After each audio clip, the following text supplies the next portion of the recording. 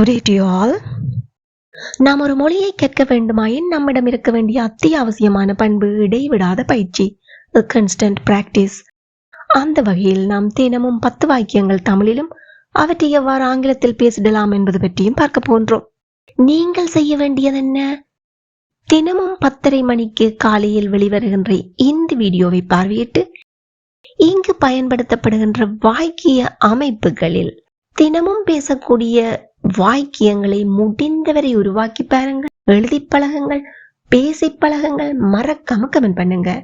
One day you can be fluent in speaking English. If you have any doubts, please do comment. I will help you.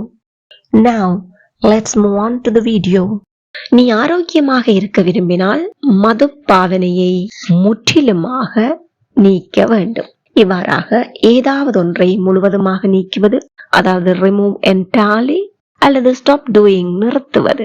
இதை நாங்க ஆங்கிலத்தில் எப்படி சொல்லலாம்? Cut out. Cut out எங்கூட சேர்ந்து சொல்லி பாருங்க. கட் அவுட் எனும் ஃப்ரேஸில் வெர்பை பயன்படுத்துவோம். எங்கெங்கெல்லாம் பயன்படுத்துவோம்? ஹெல்த் ஆர் டயட் பற்றி சொல்றதுக்கு பயன்படுத்துவோம். நெகட்டிவ் பிஹேவியர் பற்றி சொல்லும் போது பயன்படுத்துவோம். இது மட்டுமல்லாமல் டெக்னிக்கல் ஃபெயிலியர்ஸை பற்றி சொல்லும் போதும் பயன்படுத்துவோம்.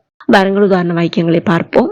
ஆரோக்கியமாக இருக்க விரும்பினால், if you want to stay healthy, you must cut out alcohol. முற்றிலுமாக நீக்க வேண்டும். If you want to stay healthy, you must cut out alcohol. எல்லாரும் வாயை திறந்து சத்தமா சொல்லி பாருங்க.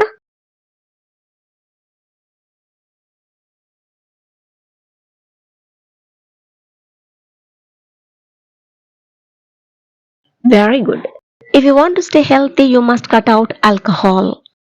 நான் என் படிப்பில் கவனத்தை செலுத்துவதற்காக தொலைக்காட்சி பார்த்தலை முற்றிலுமாக நிறுத்தினேன். கடந்த காலத்துல பேசுகின்றோம். அப்படியானால் கட் என்பதனுடைய கடந்த காலம் என்ன? Very good. கட் என்பது பிரசன்ட் ஃபார்மா இருக்கட்டுக்கும் கட் தான், பாஸ்டா இருந்தாலும் கட் தான், ஈவன் பாஸ்ட் பார்ட்டிசிபிளாக இருந்தாலும் கட் தான். Cut cut cut. S form என்று சொல்லும் போது எஸ் என்பதை ஏற்கும். ஐஎன்ஜி ஃபார்மை சொல்லும் போது இறுதி எழுத்து இரட்டிப்பாகி CUTTING என்றவாறு ஐஎன்ஜி ஃபார்மை ஏற்றுக்கொள்ளும். பாருங்கள் உதாரண வாக்கியத்தை பார்ப்போம். I cut out watching TV to focus on my studies. எல்லாரும் வாயை விட்டு சத்தமா சொல்லி பாருங்க.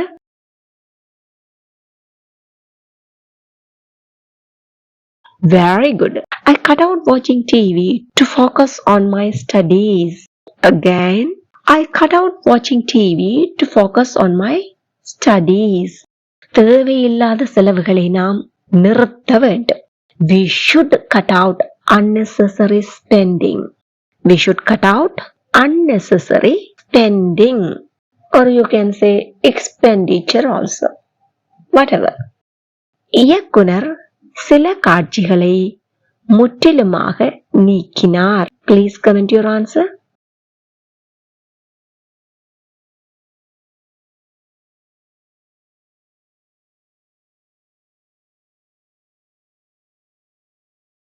Well done. தயவு செய்து சத்தத்தை உடனடியாக நிறுத்துங்கள். Comment it now.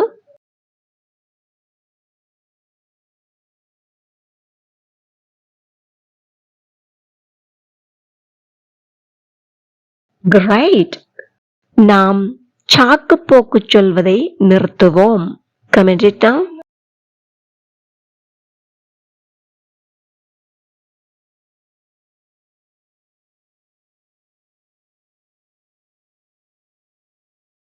Wonderful, you got it. பயண செலவுகளை நாம் படிப்படியாக குறைக்க வேண்டும். இவ்வாறாக ஏதாவது ஒரு விடயத்தை படிப்படியாக குறைத்தல், அதாவது reduce gradually, especially usage or spending, அதாவது பயன்பாட்டை அல்லது செலவழித்தலை நாங்க ஆங்கிலத்துல cut back again cut back எனும் phrasal verb பயன்படுத்தி சொல்வோம். இந்த கட் பேக் என்பது வாக்கியத்தில் பயன்படுத்தும் போது கட் பேக் ஆன் என்றவாறு பயன்படுத்தப்படும். வாருங்கள் உதாரண வாக்கியத்தை பார்க்கும் போது உங்களுக்கு தெளிவான விளக்கம் கிடைத்துவிடும். நாம் பயண செலவுகளை படிப்படியாக குறைக்க வேண்டும். We need to cut back on travel costs. We need to cut back on travel costs. எல்லாம் வாய் விட்டு சத்தமா சொல்லி பாருங்க. Very good. We need to cut back on travel costs. நன்றாக தூங்குவதற்கு நான் காப்பியை படிப்படியாக குறைத்தேன். I cut back on coffee to sleep better.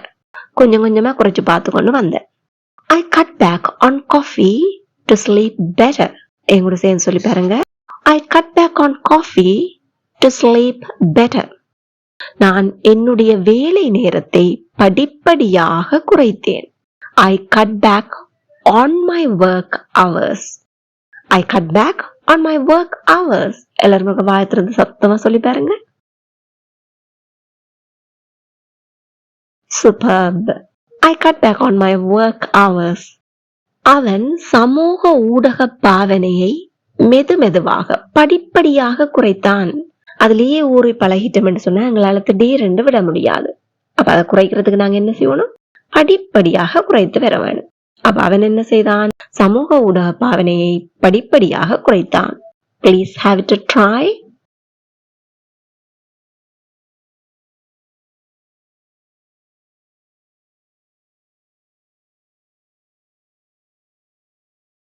Splendid. உணவகம் ஊழியர்களை படிப்படியாக குறைத்தது. Try to comment it now.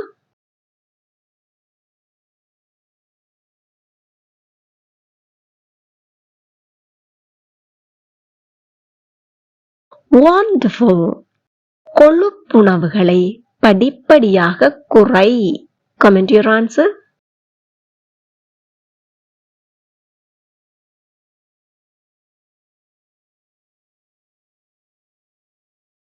Fantastic. You got it. நமது வீட்டிற்கு முன்னே உள்ள மரங்களை வெட்டினார்கள். இவ்வாறாக மரத்தை வெட்டுவது அல்லது ஏதாவது ஒன்றை திடீரென குறைத்தல். படிப்படியாக குறைத்தல் அல்ல, திடீரென குறைத்தல். Reduce drastically அல்லது remove completely. இதை நாங்க ஆங்கிலத்துல cut down. Cut down. Again, cut down எனும் phrasal verb பயன்படுத்தி சொல்வோம். இங்கு 2 வகையான பயன்பாடு சொல்லி இருப்பதால் வாக்கிய அமைப்பு எவ்வாறு இருக்கும் என்று பார்ப்போம். Cut down on plus noun என்பது திடீரென குறைத்தல் என்னும் அர்த்தத்திலும், cut down plus object என்பது chop down வெட்டி அகற்றுதலையும் குறைக்கும். வாருங்கள் உதாரண வாக்கியத்தை பார்ப்போம். நமது வீட்டுக்கு முன்னே உள்ள மரத்தை அவர்கள் வெட்டினார்கள். They cut down the tree in front of our house. They cut down the tree in front of our house. எல்லாரும் வாயை திறந்து சத்தமா சொல்லி பாருங்க. Great. They cut down the tree in front of our house.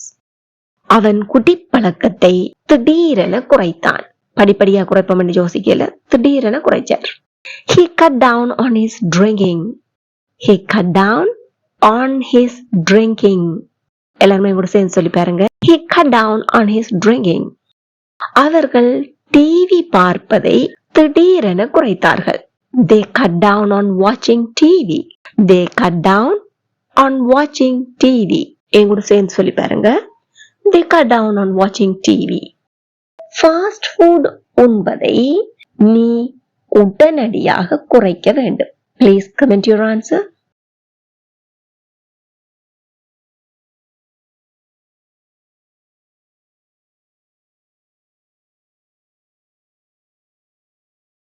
Wonderful.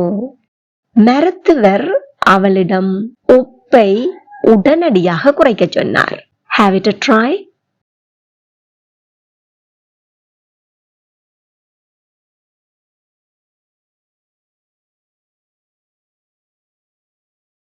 Marvelous. அவர்கள் கட்டிட வேலைக்காக பல மரங்களினுடைய கிளைகளை வெட்டினார்கள். Please comment it now.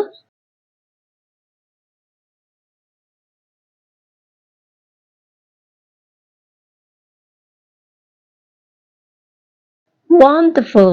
You got it. அடுத்து நாங்க பார்ப்போம்.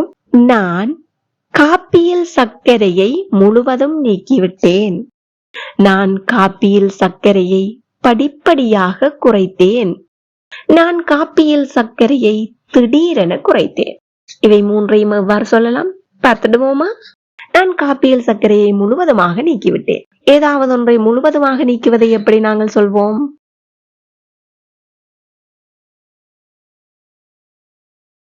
Very good, cut out. அடுத்தது என்ன பார்த்தோம்? நான் காப்பியில் சர்க்கரையை படிப்படியாக குறைக்கிறேன். ஏதாவது ஒன்றை படிப்படியாக குறைத்தலை எவ்வாறு சொல்வோம்?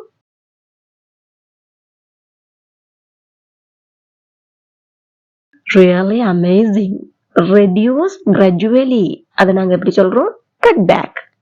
அடுத்தது என்னது? நான் காப்பியில் சர்க்கரையை திடீரென குறைத்தேன். ஏதாவது ஒன்றை திடீரென குறைத்தலை எவ்வாறு சொல்கின்றோம்? Reduce drastically.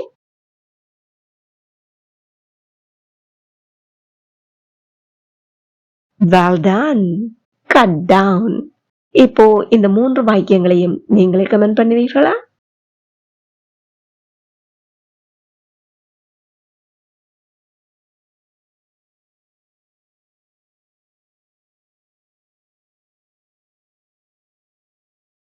Amazing. You really got it. இப்போது நீங்கள் செய்ய வேண்டியது என்ன? Cut down, cut back, cut out. இவற்றை நடைமுறை வாழ்க்கையில் எவ்வாறு பயன்படுத்திடலாம் என்பதை சிந்தித்து பாருங்கள், பேசி பழகுங்கள், மறக்காம கமெண்ட் பண்ணுங்க. அதாவது இங்கே இவற்றை நீங்கள் என்ன அர்த்தத்தில் சொல்கிறீர்கள், எச்சந்தர்ப்பத்தில் சொல்கிறீர்கள் என்பதை பொறுத்துத்தான் பயன்பாடு அமைகிறது. நன்கு விளங்கி செயல்படுங்கள். இந்த வீடியோ உங்களுக்கு ரொம்பவே பயனுள்ளதாக இருந்திருக்கும் என நம்புகிறேன். மறக்காம ஒரு லைக் பண்ணிட்டு முடிந்தவரை மற்றவர்களுடனும் ஷேர் பண்ணிக்கொள்ளுங்க. இதே போல மேலும் பல பயனுள்ள வீடியோக்களை பார்வையிட இந்த சேனலை இப்பவே சப்ஸ்கிரைப் பண்ணி அருகே உள்ள பெல் ஐக்கனை அழுத்தி கூடவே ஆல் என்கின்ற ஆப்ஷனையும் செலக்ட் பண்ணிக்கொள்ளுங்க. Thank you for watching.